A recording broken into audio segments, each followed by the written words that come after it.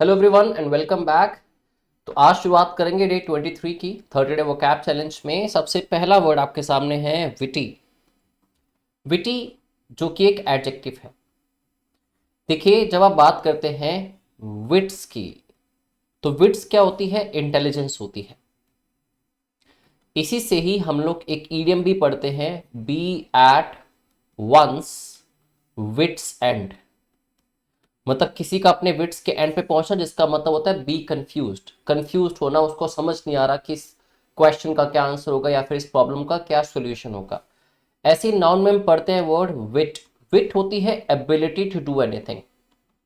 ठीक है, ability to do something proficiently, ability to do something quickly. ऐसा कुछ भी काम करने की जो आपकी एबिलिटी होती है, जल्दी से काम कर लिया, क्विकली आंसर कर दिया या फिर बड़ा स्मार्टली आंसर किया, उसको विट कहते हैं हम लोग। विट से ही दोस्तों एडजेक्टिव बनता है विटी। ठीक है, तो किसी पर्सन के लिए यूज कर सकते हो आप, किसी स्क्रिप्ट के लिए यूज कर सकते हो, किसी कंटेंट के लिए, किसी आंसर के लिए, किसी थियरी या स्ट्रेटजी के लिए। ठीक है, क्योंकि एडजेक्टिव है, किसी भी नाउन या प्रोनाउन को डिस्क्राइब कर सकता है। तो समवन और समथिंग दोनों चीजें लिखी हैं। पर्सन भी कोई चीज भी हो सकती है। That is sharp, quick and humorous in speech और राइटिंग। तो इसको क्या कह सकते हैं आप? और क्लेवर। देखो, क्लेवर भी दो मैनर्स में होते हैं। एक होते हैं क्लेवर जो कनिंग होते हैं, ठीक है, जिनका मेन मोटिव ये होता है लोगों को डिसीव करना या किसी को भी डिसेप्शन का शिकार बनाना। लेकिन एक क्लेवर होते हैं जो स्मार्ट होते हैं, क्विक एटेड होते हैं। क्विक एटेड मतलब जो बहुत तेज दिमाग होते हैं। ठीक है, ये तो एक क्विक एटेड रिप्लाई था। ठीक है, मतलब बहुत जल्दी उसने रिप्लाई कर दिया सोच समझ के। ऐसे इन लोगों को कह सकते हो आप इंजीनियस या फिर एम्यूजिंग। ठीक है दोस्तों, ऑपोजिट वर्ड्स एंटोनिम्स क्या हो सकते हैं इसके लिए? अनइमेजिनेटिव। ठीक है, जो इमेजिन ज्यादा अच्छे से नहीं कर पाता वो अनइमेजिनेटिव है।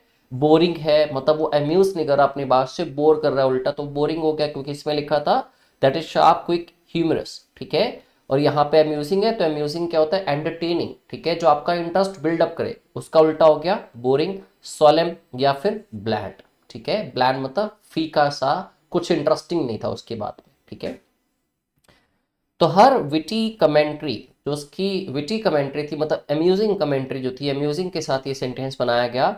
On social issues made her articles, उसके आर्टिकल्स को क्या बना दिया उसने? Both entertaining and thought provoking. Thought provoking, provoke का मतलब भड़काना, इंसाइट करना, एक्साइट करना। थॉट प्रोवोकिंग मतलब लोग सोचने पे मजबूर हो गए। ठीक है, उनके जो थॉट्स थे कुछ भी पॉजिटिव नेगेटिव, वो प्रोवोक हो गए, इंसाइट हो गए, कि लोगों ने और इंटरेस्ट के साथ उस चीज के बारे में सोचना शुरू कर दिया। ओके, अगला वर्ड है दोस्तों कंजेनिटल। देखो, एक आप एडजेक्टिव पढ़ते हो इंग्लिश में कंजीनियल। कंजीनियल वो पर्सन होता है जो बड़ा ही एमिएबल या बड़ा फ्रेंडली पर्सन होता है। ठीक है, कंजीनियल होता है एमिएबल या friendly, but this is congenital. है कंजेनिटल भी क्या? एक एडजेक्टिव ही है, बट वो चीजें जो हमें बाय बर्थ मिलती हैं। ठीक है, as a gift we are endowed with some of the talents जो हमें बाय बर्थ मिलते हैं। कई लोगों को कुछ डिसीज होती है, फैमिली में कोई डिसीज चल रही है, तो उनको भी बाय बर्थ वो चीज मिले, तो उसको भी कंजेनिटल कहते हैं। कंजेनिटल डिसीज हो सकती है, ऐसे ही कंजेनिटल टैलेंट हो सकता है। ठीक है, जो हमें विरासत में मिले बेसिकली उसको कंजेनिटल कहते हैं। रेफर्स टू अ कंडीशन, कोई भी ट्रेट मतलब कोई भी क्वालिटी और कैरेक्टरिस्टिक प्रेजेंट फ्रॉम बर्थ, जो कोई भी चीज बर्थ से ही प्रेजेंट हो, जिसके लिए हमने वर्ड्स पहले भी किए थे। इननेट कह सकते हैं इसको आप, इंट्रिंसिक कह सकते हो, हेरिडेटरी कह सकते हो, या फिर इनबोर्न कह सकते हो। ठीक है, इनेट quality, inborn quality, intrinsic quality. ठीक है, या फिर हेरिडेटरी जो बचपन से ही हो, जन्म से ही हो। ठीक है, एक्वायर्ड जो बाद में लोगों ने सीखा, एक्वायर किया। एक्वायर्ड की जगह आप ये भी कहते हैं ऑब्टेन्ड, या फिर गेन्ड, या फिर ग्रास्प्ड। तो चीजें जो हम गेन करते हैं, नॉलेज गेन करते हैं हम। ठीक है, सिंस बर्थ नहीं होती नॉलेज हमें, हम नॉलेज को ऑब्टेन, गेन या फिर एक्वायर करते हैं, किसी स्किल को एक्वायर किया जाता है। देखो, स्किल क्या होती है? जो over the period of time acquire की जाती है। बट टैलेंट क्या होता है? वो बाय बर्थ या कंजेनिटल हो सकता है। ठीक है, डेवलप्ड जो चीज डेवलप की गई है, या जिस चीज को सीखा गया, मतलब लर्नड। हर कंजेनिटल काइंडनेस मतलब उसको जो विरासत में मिली काइंडनेस है, मेड हर बिलव्ड, उस वजह से सब उससे मोहब्बत करने लग गए। ठीक है, एवरीवन शी मेट, जिससे भी वो मिली। आप देखते हैं कई लोग हमेशा से बचपन से बड़े सेंसिटिव होते हैं, तो बड़े होकर वो सेंसिटिव ही रहते हैं। बड़े पोलाइट होते हैं बचपन से, बड़े होकर भी पोलाइट ही रहते हैं। तो उन्होंने पोलाइटनेस को एक्वायर नहीं किया होता, शायद उनके पेरेंट्स या ग्रैंड पेरेंट्स ऐसे हों, उनकी वजह से उनका नेचर भी ऐसा बन जाता है। ठीक है, दोस्तों अगला वर्ड है अबैटमेंट। कल के न्यूज़पेपर में ही यूज किया गया था ये अबैटमेंट, जो कि एक नाउन है। जैसे आप एक वर्ड पढ़ते हैं ना हमेशा, एकॉम्प्लिस। एकॉम्प्लिस कौन होता है? जो किसी भी रॉन्ग डूइंग में, किसी भी बुरे एक्ट में, मिसकंडक्ट में किसी का साथ देता है, वो एकॉम्प्लिस होता है। ठीक है, अब उसका जो साथ है, उसकी जो असिस्टेंस है, उसकी जो मदद है किसी भी गलत काम को करने में, उसको कहते हैं अबैटमेंट। ठीक है, द एक्ट ऑफ मोटिवेटिंग, किसी को मोटिवेट करने का या किसी की हेल्प करने का जो एक्ट होता है। ठीक है, इन कमिटिंग अ रॉन्ग डूइंग, इसको पर्टिकुलरली नेगेटिव वे में देखा जाता है, कुछ गलत करने में। जैसे सुसाइड करने में, किसी को किसी ने कह दिया हाँ भाई सुसाइड ही कर लेना चाहिए, जिंदगी में कुछ हो तो रहा नहीं और, ठीक है, या किसी का मर्डर कर दो, या फिर चोरी कर लो कहीं पे, या बैंक में डकैती डाल दो, तो वैसी कोई हेल्प या वैसी कोई मोटिवेशन, उसको कहते हैं अबेटमेंट। सिनोनिम्स क्या है? असिस्टेंस, जिसको आप कहते हैं हेल्प या फिर एड। ऐसी प्रोवोकेशन, प्रोवोकेशन मतलब भड़काना। ठीक है, इंसाइटेशन हो सकता है, या एनकरेजमेंट देना किसी चीज को। ठीक है, तो है नाउन, तो नाउन के सिनोनिम्स नाउन ही होंगे, राइट। ऑब्स्ट्रक्शन, जब बाधाएं बनते हैं, आप उल्टा उनको एनकरेज करने की बजाय, उनको एनकरेज करने के बजाय डिस्करेज करना। ठीक है, डिस्करेजमेंट हो सकता है। प्रिवेंशन मतलब रोकथाम उस चीज की, या हिंड्रेंस मतलब ऑब्स्ट्रक्शन, किसी भी तरह की ऑब्स्ट्रक्शन को आप हिंड्रेंस कह सकते हो, मतलब अड़चने जो होती हैं। ठीक है, abatement of such reckless behaviour, मतलब जो एनकरेजमेंट है ऐसे बिहेवियर की, रेकलेस बिहेवियर की, मतलब ऐसा रेकलेस मतलब जो बहुत ही नेगेटिव हो। ठीक है, रेकलेस मतलब जो जिसमें किसी चीज का ध्यान नहीं रखा गया। ठीक है, आउटर साइड्स का ध्यान नहीं रखा गया, जो सामने लोग बैठे हैं उनकी रिस्पेक्ट, उनका रिगार्ड नहीं किया गया, तो उसको रेकलेस कह देंगे। Reckless behaviour can lead to, तो इससे क्या रिजल्ट निकल सकता है? लीड टू सीरियस कॉन्सिक्वेंसेस, इसके नेगेटिव इंपैक्ट्स हो सकते हैं। ठीक है, ऐसे रेकलेस बिहेवियर की और उसकी एनकरेजमेंट के। ठीक है, कि आप कोई ऐसा रेकलेस बिहेव कर रहा है आपके साथ, आप दूसरा पर्सन उसको एनकरेज कर रहा है, वो भी उसको सपोर्ट कर रहा है। ठीक है, तो गलत काम में किसी को सपोर्ट करना, उसको कहते हैं अबैटमेंट, मतलब हेल्प या असिस्टेंस या मोटिवेशन या एनकरेजमेंट। ओके दोस्तों, अगला word again important word, stimulate. देखो एक होता है सिमुलेट, सिमुलेशन आपने सुना होगा, स्टिमुलाई। सिमुलेट करना मतलब कॉपी करना, मिमिक करना। मिमिक करना मतलब कॉपी करना किसी के एक्ट्स को, मतलब सिमुलेट करना। बट स्टिमुलेट क्या है? स्टिमुलेट मतलब किसी को, किसी भी चीज को एनकरेज करना। सिमुलेट दोस्तों एक वर्ब है, stimulate, to encourage something to happen, मतलब किसी चीज को होने के लिए एनकरेज करना। अब देखो ये एक न्यूट्रल वर्ड है, ये पॉजिटिव नेगेटिव दोनों एस्पेक्ट्स में यूज किया जा सकता है। अबैटमेंट पहली बात तो एक नाउन था, दूसरा वो नेगेटिव असिस्टेंस होती है, मतलब किसी गलत काम में जो हेल्प की जाए या सपोर्ट दी जाए, तो ये पॉजिटिव नेगेटिव किसी भी तरह से यूज हो सकता है। To encourage something to happen, किसी चीज को होने के लिए एनकरेज करना। ठीक है, डिवेलप करना है, उसके होने में हेल्प करना उसकी, या उसके डेवलप होने में एनकरेज करना उसको, या उस चीज के और एक्टिव बनने में उसकी मदद करना या उसको एनकरेज करना। तो मोटिवेट कह सकते हैं आप, एनकरेज कह सकते हैं वर्ब्स में, ट्रिगर करना किसी को या अराउज करना किसी चीज को या किसी पर्सन को कि वो ऐसा करे। ठीक है, सप्रेस मतलब दबा देना, डिस्करेज करना इनकरेज का उल्टा हो गया। ऐसे ही डैम्पन, डैम्पन का मतलब क्या होता है? काम कर देना। ठीक है, किसी की भी प्रोवोकेशन जो है, किसी के अंदर जो एक्साइटमेंट, उल्टा उल्ट को उसको नीचे गिरा देना, उसको रिड्यूस कर देना, किसी भी एक्साइटमेंट को उसको काम कर देना। ठीक है, ना कि उसको एनकरेज करना, right. The teacher used interactive activities, teacher ने इंटरेक्टिव एक्टिविटीज को यूज किया। टू स्टिमुलेट मतलब बढ़ाने के लिए, मोटिवेट करने के लिए, इनकरेज करने के लिए, या एम्पलीफाई करने के लिए स्टूडेंट के इंटरेस्ट को साइंस क्लास के अंदर या फिर साइंस में। ठीक है, आप इसको दोस्तों एम्पलीफाई भी कह सकते हैं। एम्पलीफाई करना मतलब किस चीज को एनकरेज या मोटिवेट करना, एस्केलेट करना। ठीक है, अगला वर्ड है दोस्तों एनग्रोस। आपको याद होंगे, हमने ये वर्ड्स किए होंगे, फैसिनेट, ल्योर या बेविच। तो ये सब वर्ड्स का मतलब क्या था? किसी को आकर्षित करना। मुझे वर्ड याद आता है जो मैंने आपको पढ़ाया है, क्लियरली पढ़ाया है, मैस्मेराइज। तो मैस्मेराइज से या मैस्मेराइजिंग पढ़ते हैं। ठीक है, तो मैस्मेराइजिंग जो चीज आपको खुद की तरफ अट्रैक्ट कर ले, आपकी पूरी अटेंशन को ग्रास्प कर ले। और मैस्मेराइज का मतलब पूरी अटेंशन ग्रास्प कर लेना या पूरा इंटरेस्ट ग्रास्प कर लेना किसी का, तो उसी को कहते हैं दोस्तों एनग्रोस करना। ठीक है, एनग्रोस एक वर्ब है। टू कैप्चर कह सकते हो आप, ठीक है, या फिर कह सकते हो टू अट्रैक्ट। समवंस अटेंशन और इंटरेस्ट, उसका इंटरेस्ट या उसकी इंटेंशन अटेंशन को अपनी तरफ खींच लेना, ठीक है। एब्जॉर्ब कर लेना, कैप्टिवेट कर लेना, फैसिनेट करना, इसी को आप बिविच करना कह सकते हो, ठीक है। इसी को आप ल्योर करना कह सकते हो। ये सारे एक दूसरे के सिनोनिम्स ही बनेंगे, ओके। उल्टा क्या होगा, डिस्ट्रैक्ट करना, किसी को बोर करना या किसी को इग्नोर करना, ठीक है। बोर कर रहे हो आप, मतलब उसकी टेंशन कहाँ खींच रहे हो, वो तो आपसे डिस्ट्रैक्ट होगा ना उस वजह से, तो डिस्ट्रैक्ट कर रहे हैं आप, ठीक है, या बोर कर रहे हैं उसको, या फिर इग्नोर कर रहे हैं, उसकी कोई अटेंशन या इंटरेस्ट आप ग्रैस्प कर ही नहीं रहे। The novel was so well written, novel इतना अच्छा लिखा हुआ था, दैट इट कंप्लीटली, पूरी तरह से एनग्रोस्ड हर फॉर आवर्स, ठीक है। तो उसको पूरी तरह से उसने अपने आप में कैपिटिवेट कर लिया, उसकी पूरी अटेंशन को ग्रैस्प कर लिया कई घंटों तक, कि वो पढ़ती ही रही नोवेल को, क्योंकि वो बहुत अच्छा लिखा हुआ था।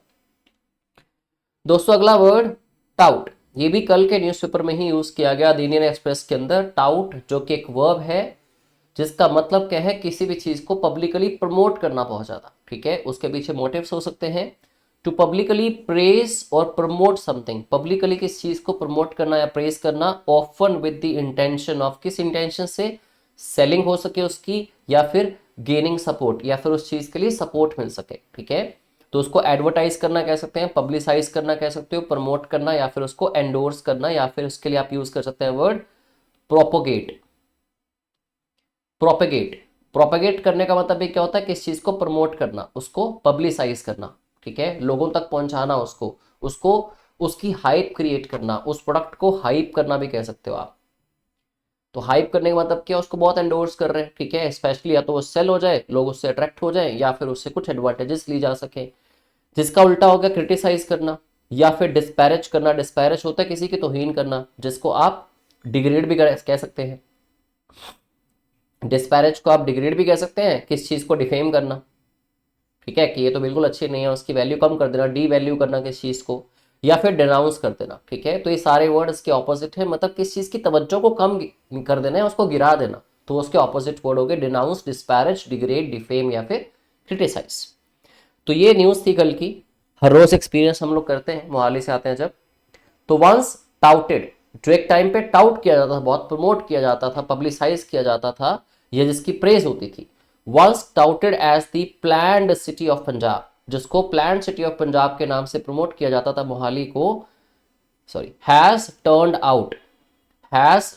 Out to be a city of traffic jams, वो एक सिटी ऑफ ट्रैफिक जैम्स में बदल गई है, giving tough times to commuters, जिनमें वो कम्यूटर्स जो है, कम्यूट कर रहे हैं, जो यहाँ वहाँ ट्रेवल कर रहे हैं, उनको टफ टाइम्स, मतलब उनको दिक्कतें झेलनी पड़ रही हैं उस वजह से। अगला वर्ड करते हैं दोस्तों, अगला वर्ड है कंजेक्चर। कंजेक्चर जो कि एक नाउन है। कई बार ऐसा होता है हमारे पास कोई क्लियर एविडेंस नहीं होता किस चीज का, कोई कंप्लीट इंफॉर्मेशन नहीं होती, बट हम एक गेस लगा रहे होते हैं।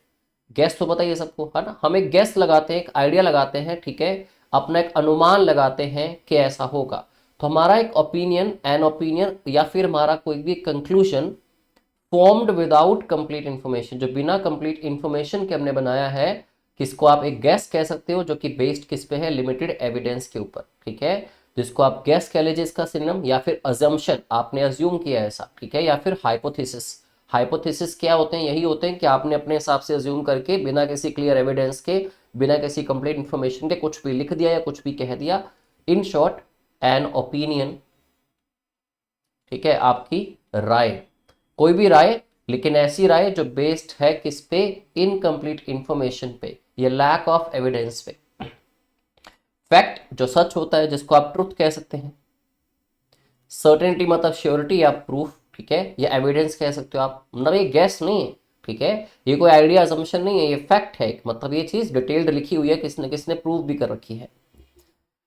Critics dismissed the report, critics ने रिपोर्ट को डिसमिस कर दिया एज कंजेक्चर, क्योंकि उसको एक कंजेक्चर कह के कि तो हाइपोथेसिस है, ये तो एक आइडिया है, एक ऐसा आइडिया, एक ऐसा अजम्पशन जिसमें कुछ प्रूफ्स आपके पास है नहीं, कोई डिटेल्ड इंफॉर्मेशन है नहीं, इसलिए इसको क्या कर दिया गया, डिसमिस कर दिया गया, कि ये एक कंजेक्चर है, रादर देन किसके, रादर देन एक इन्फॉर्म्ड एनालिसिस होने के। तो इन्फॉर्म्ड एनालिसिस का उल्टा क्या हो गया, कंजेक्चर, ठीक है।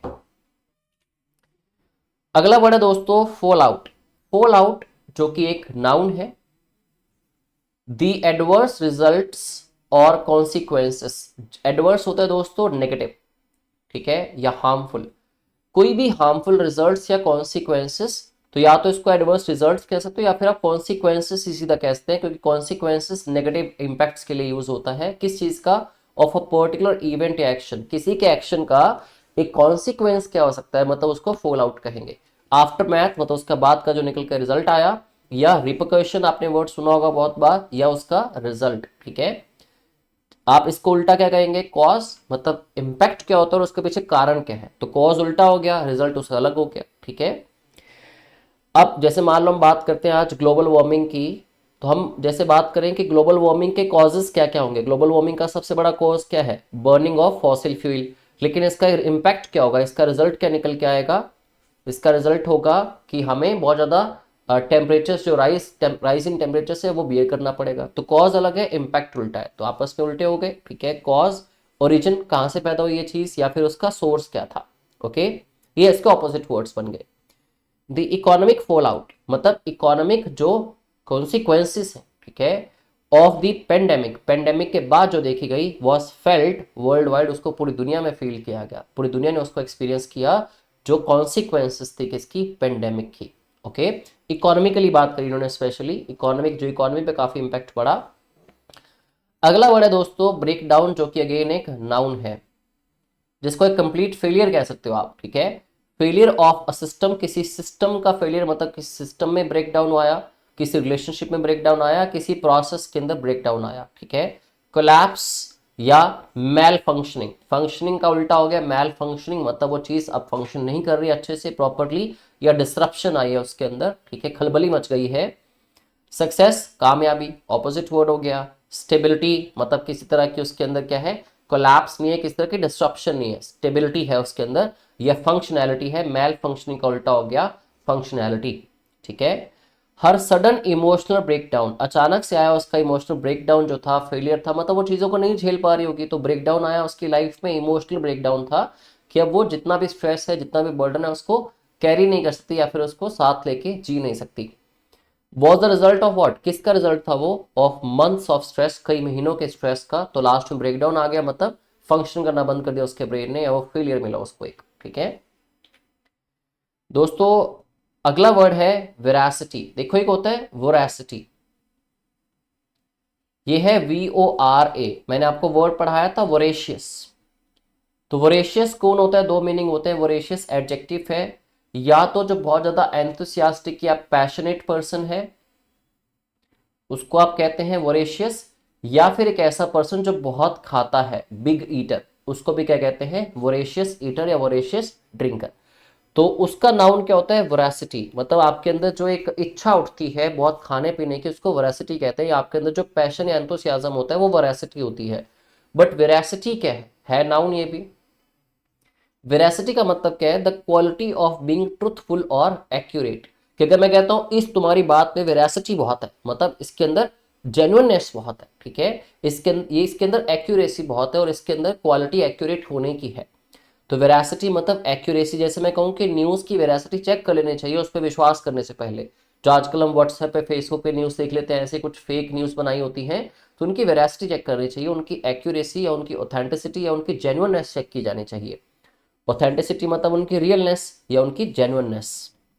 अब उल्टा करें तो ये हो गया जेन्युइननेस, हो गए पॉजिटिव वर्ड्स, उनका उल्टा क्या होगा? धोखाधड़ी। ठीक है, या फिर उसमें कुछ झूठ है, फॉल्सहुड, डिसऑनेस्टी, या फिर इनएक्यूरेसी। एक्यूरेसी का उल्टा हो गया inaccuracy. There were doubts about, किस चीज पे शक था? डाउट किस किस के थे? द वेरासिटी मतलब जेन्युइननेस। ऑथेंटिसिटी किसकी? ऑथेंटिसिटी ऑफ एलिगेशंस, जो इल्जाम लगे थे, मेड अगेंस्ट द पॉलिटिशियन, जो पॉलिटिशियन के अगेंस्ट इल्जाम लगे थे, मतलब उनमें डाउट था कि उनमें जेन्युइननेस नहीं है। ठीक है, डाउट था, आइदर यस और नो, कुछ भी हो सकता है। ठीक है, आई होप सारे वर्ड्स आपको क्लियर हुए। तो इन वर्ड्स को भी अपनी नोटबुक के अंदर नोट कर लीजिए, अपने माइंड में भी छाप लीजिए। ठीक है, thank you very much, have a good day.